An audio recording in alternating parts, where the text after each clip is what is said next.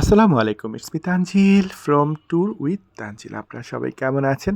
আপনাদের সবাইকে শ্রীমঙ্গল থেকে স্বাগতম। আজকে আপনাদেরকে চাচির চায়ের দোকানে নিয়ে আসছি। তো এখানে একটা ডিফারেন্ট টাইপসের চা সেল করে।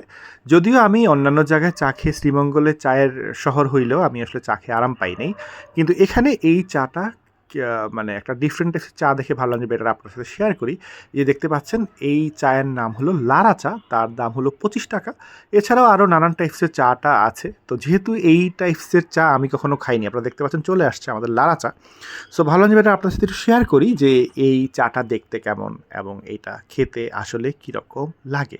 তো আপনারা দেখতেই বুঝতে পারছেন যে এটা বেশ ঘন টাইপসের একটা চা এবং এই চায়ের মধ্যে যথেষ্ট পরিমাণ চালের গুঁড়া দেওয়া আছে। আমি যেটা বুঝলাম যে এটা বোধহয় চাল প্রথমে ভেজে তারপরে সেটাকে বেটে বা ব্লেন্ড করে এটার তারপরে এটাতে ইউজ করা হয়েছে এবং এটা নেড়ে নেড়ে মূলত খাওয়া লাগে এবং এটা খেতে আমার কাছে বেশ ভালো লাগছে এবং ৳25 হিসেবে এটা আমার কাছে ঠিকঠাকই লাগছে।